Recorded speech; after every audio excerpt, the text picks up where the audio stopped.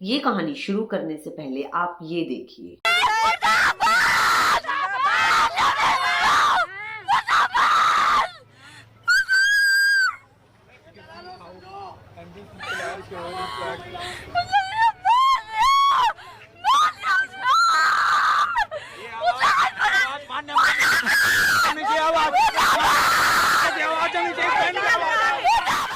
उत्तराखंड के वंत्रा रिजोर्ट में काम करने वाली अंकिता भंडारी 18 सितंबर को वंत्रा रिजोर्ट से गायब हो जाती है। अंकिता उत्तराखंड के पौड़ी गढ़वाल जिले के छोटे से गांव त्रिकोट की रहने वाली थी। अंकिता के पिता वीरेंद्र भंडारी सिक्योरिटी गार्ड की नौकरी करते थे और अंकिता की मां सोनी देवी एक आंगनवाड़ी में काम करती थी। अंकिता ने होटल मैनेजमेंट का कोर्स कर रखा था। परिवार की आर्थिक स्थिति ठीक न होने के कारण वो जॉब सर्च कर रही थी। तभी वहां वंत्रा रिजोर्ट में एक रिसेप्शनिस्ट की जॉब खाली थी। उस रिजोर्ट को बीजेपी और पूर्व राज्य मंत्री रह चुके विनोद आर्या का बेटा पुलकित आर्य संभालता था। पुलकित ने रिसेप्शनिस्ट की जॉब के लिए ओएलएक्स पे एक एड निकलवाया। उस एड पे जम्मू के रहने वाले पुष्पदीप की नजर पड़ी। अंकिता पुष्पदीप की दोस्त थी और इनकी दोस्ती इंस्टाग्राम पे हुई थी। पुष्पदीप ने जॉब के लिए पुलकित से बात की और पुलकित का नंबर पुष्पदीप ने अंकिता को दे दिया। अब इधर अंकिता ने पुलकित से बात की और अंकिता को ये जॉब आसानी से मिल गई। बस अब अंकिता को रिजोर्ट जाके ज्वाइन करना था। 20 अगस्त 2022 को अंकिता अपने पिता के साथ रिजोर्ट आ गई। अंकिता के पिता को रिजोर्ट सही लगा तो वो अंकिता को रिजोर्ट छोड़ के वहां से वापस आ गए। अंकिता ने वहां पे 10,000 में रिसेप्शनिस्ट का काम शुरू कर दिया और वहां के मैनेजर ने अंकिता को होटल में ही साथ वाला कमरा रहने के लिए दे दिया। शुरू में तो अंकिता को वहां का माहौल अच्छा लगा, लेकिन जैसे जैसे दिन बीतता गया अंकिता को लगने लगा कि उसने यहाँ पे जॉब करके बहुत बड़ी गलती कर दी। शुरू में जो रिजॉर्ट का मालिक था पुलकित, उसका व्यवहार अंकिता की तरफ बहुत अच्छा था। एक दिन पुलकित ने अंकिता को कहा कि होटल में कुछ गेस्ट आने वाले हैं और सारे रूम बुक्स हैं, तो तुम कुछ दिन के लिए मेरे रूम में शिफ्ट हो जाओ। अंकिता ने अपने बॉस की ये बात मान ली और वो उसके कमरे में शिफ्ट हो गई। जैसे ही रात हुई पुलकित कमरे में बैठ के ही दारू पीने लगा और वो अंकिता के साथ जबरदस्ती करने लगा। इस हरकत से अंकिता डर गई और उसने पुलकित को बहुत सुनाया और उस टाइम तो पुलकित ने अंकिता से माफी मांग ली। कई बार पुलकित ने उसको ड्राइविंग सिखाने के बहाने उसके करीब आने की कोशिश की, लेकिन अंकिता हर बार उसका विरोध कर देती थी। धीरे धीरे अंकिता का जीना मुश्किल हो गया था। एक रिपोर्ट के अकॉर्डिंग अंकिता का दोस्त पुष्पदीप एक बार रिजोर्ट में रुका भी था और 16 सितंबर को जम्मू वापस चला गया। 17 सितंबर को अंकिता और पुष्पदीप की फोन पे बात हुई। उसने पुष्पदीप को बताया कि वो इस रिजोर्ट में अपने आप को बहुत अनसेफ महसूस कर रही है। उसने बोला वहाँ के असिस्टेंट मैनेजर अंकित गुप्ता ने उसको अपने पास बुलाया और बोला कि तुमसे कुछ जरूरी बात करनी है। उसने कहा कि रिजोर्ट में कोई वीआईपी गेस्ट आने वाले हैं और तुम्हें एक्स्ट्रा सर्विस देनी है और इस एक्स्ट्रा सर्विस के तुम्हें 10,000 रुपए एक्स्ट्रा मिलेंगे। उसने कहा कि तुम उन गेस्ट के स्पा वगैरह कर देना। इस बात पे अंकिता को गुस्सा आ गया और अंकित ने वहां पे जाके बात बदल दी और बोला मैंने तो कहा है कि अगर कोई और लड़की हो तो बताना। उसने ये सारी बात पुष्पदीप को बताई और बोला नेक्स्ट टाइम अगर कभी भी ऐसा हुआ तो वो ये जॉब छोड़ देगी। अगले दिन अंकिता और वहां के मैनेजर पुलकित के बीच लड़ाई हो गई। वहां के कर्मचारियों ने भी अंकिता को रोते हुए देखा और वो फोन पे सबसे मदद मांग रही थी। हेलो मैम, मैम करण बोल रहा हूँ, क्या हो गया? प्लीज मेरा बैग ऊपर ले जा दो दुकान तक। चल चलो गाड़ी घुमा, चल नीचे चल, नीचे चल। आ रहे हैं मैम, हम आ रहे हैं, 2 मिनट बस। उस टाइम पुष्पदीप ने जब अंकिता को फोन किया तो वो फोन पे रोने लगी। उसने बताया कि असिस्टेंट मैनेजर अंकित गुप्ता ने उसका मुंह दबाया और उसका हाथ मरोड़ दिया। वो कहती है कि जब उसने ये बात पुलकित को बताई तो उसने पुलिस को फोन कर दिया और ये कह दिया कि यहाँ एक अश्लील लड़की रहती है, इसको यहाँ से ले जाओ। तभी पुष्पदीप अंकिता से कहता है कि अभी तुम कहाँ हो? तो अंकिता कहती है कि पुलकित सर सभी को लंच पे ले जा रहे हैं। पुष्पदीप कहता है कि तुम मुझे सारी बात बताओ, लेकिन वो उस टाइम कुछ नहीं बताती क्योंकि उस टाइम उसके साथ सौरभ, अंकित और पुलकित तीनों होते हैं और वो उस टाइम मुझे कुछ भी नहीं बता पाती। वो कहती है कि वो रिजोर्ट जाके सारी बात बताएगी। थोड़ी देर बाद पुलकित पुष्पदीप को फोन करता है और कहता है कि हम रिजोर्ट में हैं, लेकिन अब अंकिता काम पे ध्यान नहीं देती, हम अंकिता को जॉब से निकालना चाहते हैं। तभी पुष्पदीप अंकिता को फोन करता है, लेकिन अंकिता का फोन स्विच ऑफ होता है। फिर पुष्पदीप पुलकित को फोन करता है, लेकिन पुलकित का फोन स्विच ऑफ आता है। अब पुष्पदीप को लगता है कि अंकिता कोई बड़ी मुसीबत में है। फिर पुष्पदीप होटल में रहने वाले एक कर्मचारी को फोन करता है। तो वो पूछता है कि क्या अंकिता भंडारी रिजॉर्ट में है। तो वो कहता है कि हाँ, लेकिन हमने उसे अभी तक देखा नहीं है क्योंकि पुलकित सर उनके लिए खाना लेकर गए थे। अगले दिन पुष्पदीप दोबारा अंकिता को फोन करता है, लेकिन इस बार भी अंकिता का फोन स्विच ऑफ होता है। फिर पुष्पदीप दोबारा पुलकित को फोन करता है और इन दोनों के बीच क्या बात होती है सुनिए। हाँ अच्छा, मेरे को एक बात बताइए, हाँ, आपका फोन क्यों लिया था उन्होंने? मेरा फोन, उसका फोन स्विच ऑफ हो गया था, बैटरी डाउन हो गई थी उसकी, उसे तुमसे बात करनी थी। जब मैंने आपको फोन किया था ना, 9 बजे। हाँ, जब मैंने आपको लास्ट टाइम पे फोन किया था, हाँ जी, हाँ जी। तो उस टाइम पे वो मेरे साथ ही थी हम्म। और उसने मेरे से मेरा फोन लिया और उसके बाद फिर मैंने उसे कहा कि फोन दे दे। उसने कहा कि मैं आपको मॉर्निंग में दे दूंगी फोन। और आपने दे दिया? भाई मेरे फोन में मुझे रात में क्या करना था फोन का? अच्छा जी, ठीक है, चलो कोई बात नहीं। रात में मुझे फोन का क्या करना था? मेरा फोन तो उसी के पास था। रात को? हाँ। तो मेरे को तो फोन तो नहीं किया उन्होंने। क्या? मेरे को फोन नहीं किया फिर भी। अच्छा, उल्टा मैंने 3 बार किया, उन्होंने उठाया नहीं। फिर ऐसा कैसे हो सकता है बताइए? भाई देखो, अगर तुम्हारी क्या अगर बात? अगर अगर आपका फोन उनके पास है और मैं 3 बार रात को कॉल कर रहा हूँ तो मेरे एटलीस्ट फोन एक पे बार भी तो किया उठाएंगे आपने? ना। हाँ, आपके फोन पे। तो मेरा फोन भी घंटी बजी हाँ जी। और मेरा फोन घंटी बजी और मेरा फोन भी नहीं उठाया? नहीं, मैं वही कह रहा हूँ। ये ऐसा रात तो की पॉसिबल? ये रात की बात है, कोई 10:30 कितने बजे? 10 साढ़े 10 बजे की बात है। 10:30 बजे तक तो हम लोग सो रहे थे हमारे रिजॉर्ट में। अच्छा। 10:30 बजे तक तो हम वहां पे लगभग ये मान के चलो 9 बजे तक हम रिजॉर्ट में थे। हम्म। उसको खाना सर्व किया, खाना खाया उसने।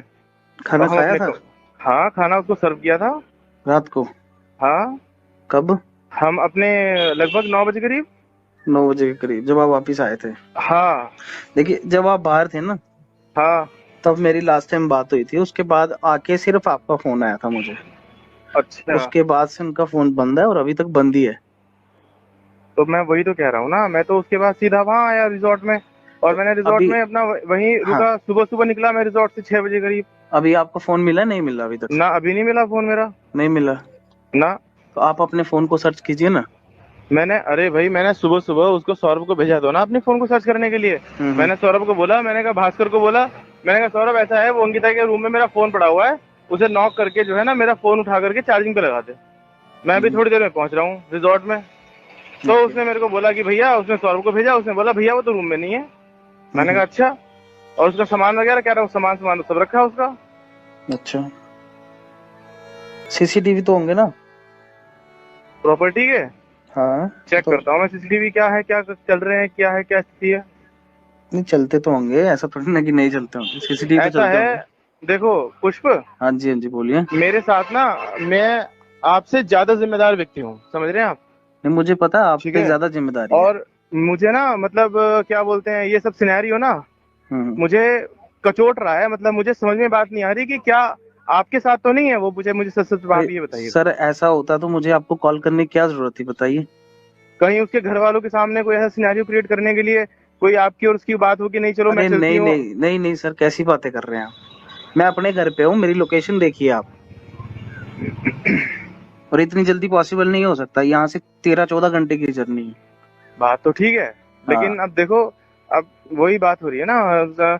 कल वैसे बात क्या हुई थी आपकी उससे? उसका कल मूड भी बहुत खराब हो रहा था। हाँ, उन्होंने मतलब बताया नहीं ना मेरे को, यही तो है। उन्होंने बोला कुछ क्या? मैटर हुआ है, ये वो।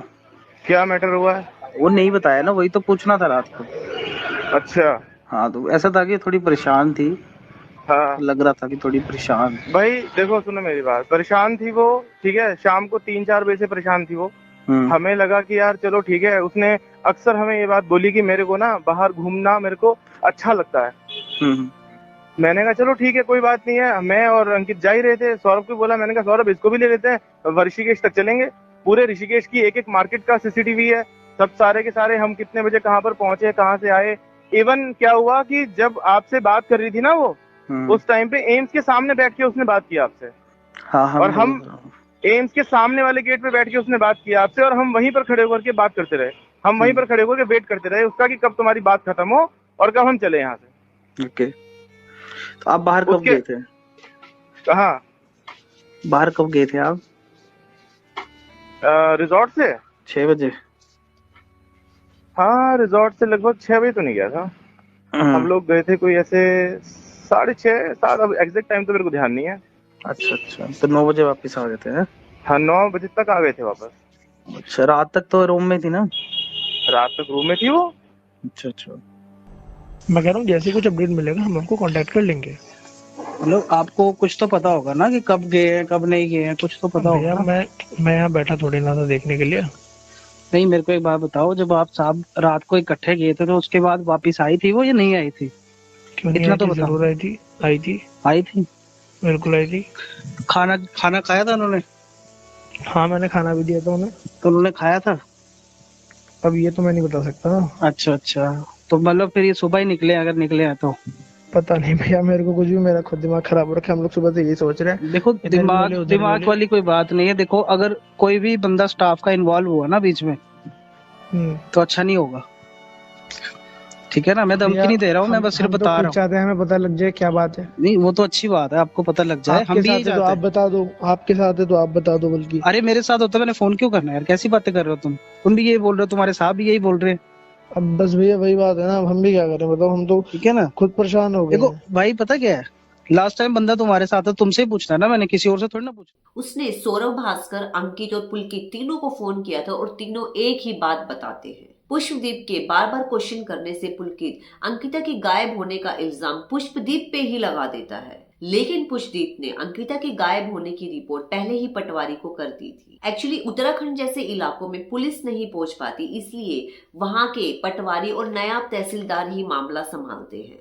पुष्पदीप को अंकिता के घर का नंबर नहीं पता था, तो वो बहुत ही खोजबीन के बाद उसकी कजन का नंबर निकाल लेता है।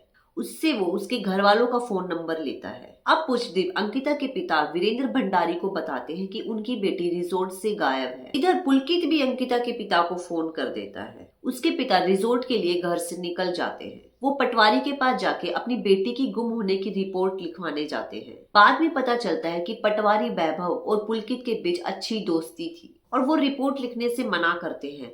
अंकिता के पिता वीरेंद्र भंडारी घंटों घंटों ऑफिस के चक्कर काटते हैं, लेकिन कोई भी रिपोर्ट नहीं लिखता। तो थक हार लास्ट में वीरेंद्र भंडारी डीएम के पास जाते हैं। बाद में डीएम के साइन के बाद ये मामला पुलिस के पास जाता है। जब से अंकिता गायब थी तब से पुलकित, सौरभ और अंकित तीनों ही फरार थे। बाद में पुलिस इन तीनों को गिरफ्तार कर लेती है।